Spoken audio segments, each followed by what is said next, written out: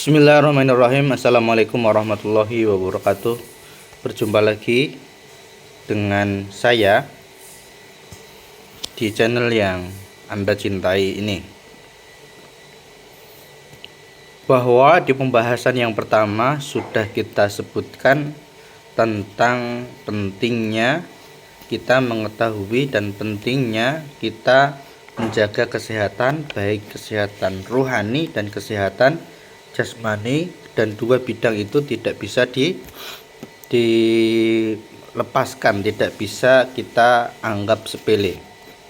Di pembahasan yang kedua dari buku Konsep Panas Dingin, Sehat dengan Konsep Panas Dingin, ya, Ustaz Abdurrahman Dhani, La Tayyashifa'u Qarib. Pembahasan yang kedua di sini adalah kaitan cintanya Allah dengan kesehatan hambanya, yaitu keterkaitan antara cintanya Allah dengan kesehatan hambanya. Agama Islam adalah agama yang kuat, tinggi, dan juga mulia, serta agama Islam adalah agama yang sempurna dan senantiasa dibutuhkan kekuatan bagi pemeluknya. Artinya, sebagai seorang muslim, hendaknya kita memiliki kekuatan dari banyak sisi yang bisa kita siapkan untuk kekuatan tersebut. Allah Subhanahu wa taala berfirman, "Wa a'iddu lahum mastata'tum min quwwah wa min ribatil khail turhibuna bihi aduwallahu wa aduwakum." Dan siapkanlah untuk menghadapi mereka kekuatan apa saja yang kamu sanggupi, dan dari kuda-kuda yang ditambat untuk berperang, yang dengan persiapan itu kamu menggentarkan musuh Allah dan juga musuh kamu. Surah Al-Anfal ayat 60. Syekh Shalih Al-Fauzan hafizahullah berkata, beliau adalah anggota kehormatan komite tetap untuk penelitian dari fatwa Islam di Kerajaan Arab Saudi. Kekuatan itu dibutuhkan dalam Islam, baik kekuatan iman, akidah, kekuatan beramal, aktivitas, dan kekuatan badan. Karena hal inilah yang memunculkan kebaikan bagi kaum muslimin.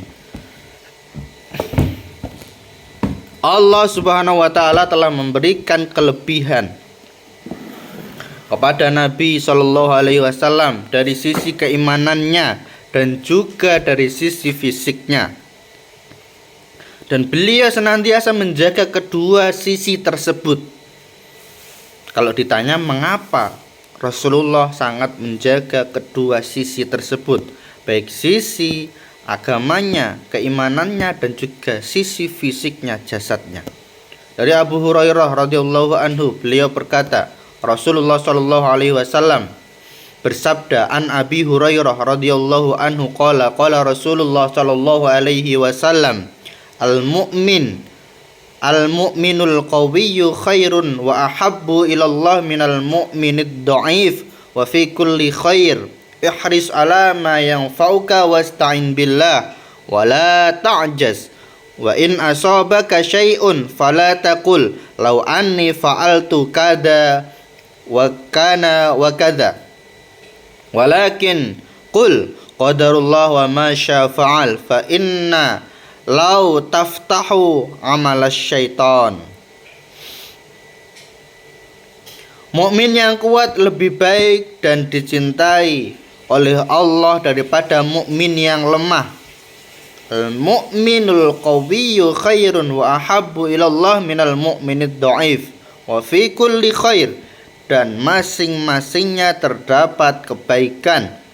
Bersungguh-sungguhlah untuk mendapatkan apa yang bermanfaat bagimu, dan mintalah pertolongan kepada Allah dalam segala urusan. Serta janganlah sekali-kali engkau merasa lemah, wala ta'jaz. Saya ulangi, penekanan, motivasi untuk kita semuanya, bahwa ihris alama yang fauka, semangatlah kamu, alama yang fauka, ya, sungguh-sungguhlah kamu mendapatkan apa yang bermanfaat bagimu, bermanfaat untuk agamamu, bermanfaat untuk akhiratmu, bermanfaat untuk duniamu, bermanfaat untuk dirimu sendiri, bermanfaat untuk keluargamu, bermanfaat untuk bangsamu, bermanfaat untuk negaramu. Wasta'in billah, dan mintalah pertolongan kepada Allah Azza wa Jalla. Selain punya sifat semangat, maka hendaklah kamu bisa menghadirkan bagaimana kemudian meminta pertolongan kepada Allah Azza wa Jalla. Ini adalah satu rumus bagi kehidupan kita. Manakala kita menghadapi kehidupan jenis apapun, maka bersemangat dan juga meminta pertolongan kepada Allah Azza wa Jalla. Wala ta'jaz, dan jangan sekali-kali kamu merasa lemah, karena kamu sejak awalnya sudah dikasih kesehatan oleh Allah Subhanahu wa taala, baik dari sisi rohani, baik dari sisi jasmani. Awalnya kamu adalah makhluk yang sehat, yang Allah Subhanahu wa taala sehat. Yang Allah Subhanahu wa taala sehatkan kamu. Allah sehatkan jasmanimu, Allah sehatkan rohanimu. Apabila engkau tertimpa musibah, janganlah engkau berkata, seandainya aku berbuat demikian, tentu tidak akan begini dan begitu. Ini satu perkataan yang kemudian akan melemahkan mindset kita, akan melemahkan pemikiran kita, akan melemahkan jasmani kita. Nih, akan melemahkan rohani kita. Apa perkataan tersebut? Seandainya aku berbuat demikian, tentu tidak akan begini dan begitu. Ketika ditimpa satu musibah. Tetapi katakanlah, ini telah ditakdirkan Allah, dan Allah berbuat apa saja yang Dia kehendaki. Sampai di titik ini, katakan pada diri Anda bahwa semuanya sudah ditakdirkan Allah Subhanahu wa taala, dan Allah berbuat apa saja sesuai dengan kehendaknya. Karena ucapan seandainya kalau begini maka tidak begini, kalau begini tidak begini, akan membuka pintu perbuatan syaitan. Teman-teman yang dimuliakan Allah Subhanahu wa taala, saya lanjutkan kembali. Saya memberikan penekanan kepada saya sendiri dan kepada teman-teman semuanya agar lebih paham, agar lebih menjiwai, agar lebih bisa merasuk ke dalam relung hati kita. Kuat yang diinginkan adalah kuatnya iman. Nih, di samping itu kekuatan fisik dan kesehatan juga memiliki andil. Ketika seseorang sedang lemah dan menderita sakit, maka akan banyak pintu-pintu ibadah yang tidak bisa didatangi. Pintu-pintu amalan untuk meningkatkan imannya, baik dari amalan kecilnya hingga amalan besarnya, seperti jihad fi sabilillah. Nabi Shallallahu Alaihi Wasallam pernah sakit, dan sakitnya pun karena faktor eksternal dari luar, bukan karena faktor internal dari dalam tubuh Nabi Shallallahu Alaihi Wasallam sendiri. Nabi Shallallahu Alaihi Wasallam menjaga makanan, aktivitas dan istirahatnya sebagai wujud sebab menjaga kesehatan. Ini yang kemudian menjadi perhatian bagi kita semuanya, bahwa sebab sakit itu ada sebab sakit yang sifatnya internal, ada sebab sakit yang sifatnya eksternal.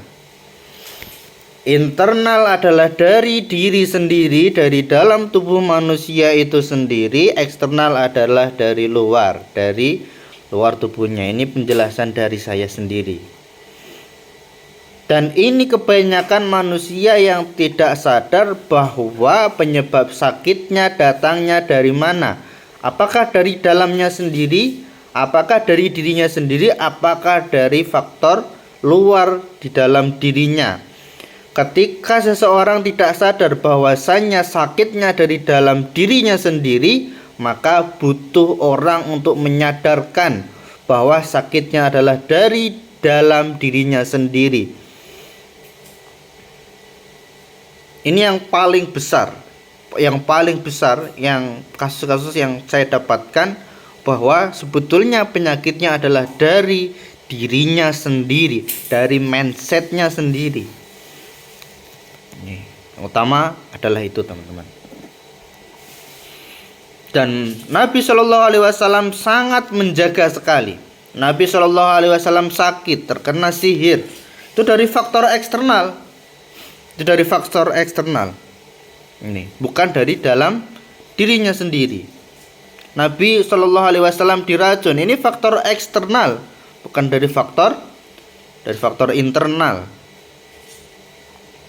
Ada yang kemudian sakit, ya, karena tidak bisa mengendalikan perasaannya, tidak bisa menjaga pikirannya, terlalu banyak mikir, ya, yang seharusnya tidak dipikir. Nah, ini adalah faktor internal yang harus diselesaikan. Ketika seseorang terus berpikir, overdosis, ketika dia itu mikir, maka yang terjadi adalah tubuhnya akan melemah, metabolisme di dalam tubuhnya tidak berjalan sesuai dengan sunatullahnya, dengan fitrahnya, kan melemahkan dirinya sendiri, kan membuat perutnya sakit.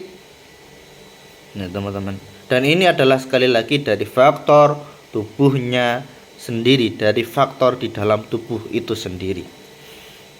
Dan ini yang paling banyak. Beliau Shallallahu Alaihi Wasallam hanya sekitar 2 kali mengalami sakit seumur hidupnya, yaitu ketika terkena sihir oleh Labid bin A'sam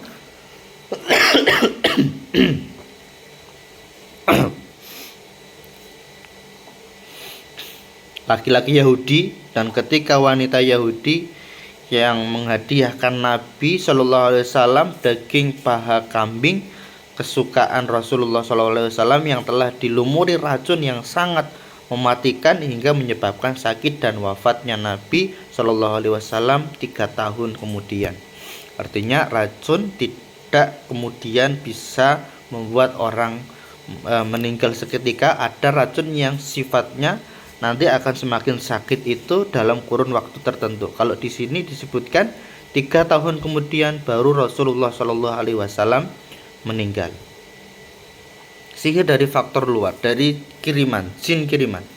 Adapun racun adalah dari faktor makanan yang kemudian dilumuri oleh racun tadi. Rasulullah diberikan paha kambing yang dilumuri dengan racun. Allah Azza wa Jalla juga memilih hamba yang dicintainya untuk di dunia, dijaga di dunia. Saya ulangi lagi, Allah Azza wa Jalla juga memilih hamba yang dicintainya untuk dijaga di dunia. Allah itu menjaga. La ta'khuduhu sinatu wala naum, lahu ma fis samawati wa ma fil ard.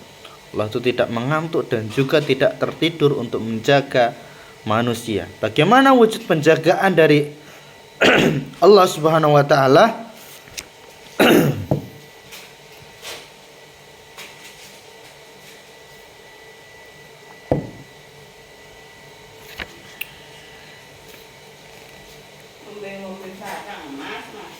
Sesungguhnya Allah benar-benar akan menjaga hambanya yang beriman dari harta benda di dunia, karena Allah mencintainya. Sebagaimana kalian menjaga orang yang sakit di antara kalian dari makanan dan minuman yang menjadi pantangannya, karena kalian khawatir akan membahayakannya. Hadis riwayat Ahmad dalam musnadnya dan disahihkan oleh Al-Albani dalam Shahihul Jami'. Allah menjaga hambanya yang dicintainya, tapi di sisi lain Allah juga menciptakan penyakit yang sekaligus obatnya. Allah Azza wa Jalla jadikan sakit itu sebagai penggugur dosa. Justru kita seharusnya khawatir bila diri kita tidak pernah sakit. Nabi SAW pernah terkagum dengan kekuatan dan kokohnya badan seorang badui. Nabi Shallallahu Alaihi Wasallam, ya, dari Abu Hurairah, saat seseorang badui datang, Nabi kemudian bertanya, hal akhadatka ummu mildam qattun? Qala wa ma ummu mildam? Qala harrun yakunu bainal jildi wal lahmi. Qala ma wajadtu hadza qattun. Apakah kamu pernah ditimpa demam? Tanya Nabi kepada Arab Badui tersebut, karena Nabi Shallallahu Alaihi Wasallam terkagum dengan kekuatan, dengan jasadnya, dengan fisiknya. Maka Rasulullah Shallallahu Alaihi Wasallam menanyakan, hal akhadatka ummu mildam? Apakah kamu pernah ditimpa demam atau ummu mildam? Dia bertanya, wa ma ummu mildam? Apa itu ummu mildam? Kata Arab Badui, qala harrun yakunu bainal jildi wal lahmi. Demam itu, kata Rasulullah, panas yang terjadi antara kulit dan daging. Antara kulit dan daging. Antara kulit dan daging. Panas yang terjadi antara kulit dan daging disebut dengan demam. Dia menjawab, tidak pernah, kata Arab Badui tersebut. Kemudian Rasulullah Shallallahu Alaihi Wasallam bertanya lagi, qala fahal akhadaka hada suda' qattun? Qala wa ma hada suda'? Qala irqun yadribu alal insan fi ra'sihi. Qala ma wajadtu hada qattun. Nih, Rasulullah SAW bertanya lagi karena kekuatannya, karena keperawakannya Arab Badui tersebut, karena kesehatannya. Rasulullah bertanya lagi, apakah kamu pernah mengalami pusing atau sudah? Ini. Fahal akhadaka hadha suda qattun? Qala wa ma hadha suda? Maka Arab Badui tadi bertanya kepada Rasulullah, apa itu pusing, apa itu sudah? Qala irkun yadribu alal insan fi ra'sihi. Pusing adalah angin yang berputar-putar di kepala dan menyerang urat syaraf. Ini adalah penjelasan dari Nabi Shallallahu Alaihi Wasallam secara langsung dari salah satu penyebab pusing atau sakit kepala. Angin yang berputar-putar di kepala dan menyerang urat syaraf. Badui tersebut menjawab, tidak pernah, aku tidak pernah pusing. Nih, Abu Hurairah berkata, tak kala Nabi berdiri, maka beliau bersabda. Tak kala Nabi berdiri, maka beliau bersabda. Mungkin posisinya awalnya duduk saat itu.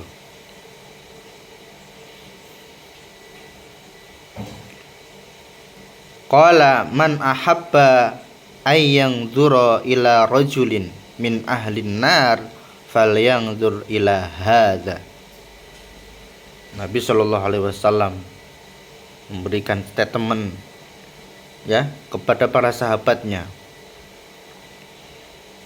Barang siapa yang ingin melihat salah satu penghuni neraka, maka lihatlah orang tersebut.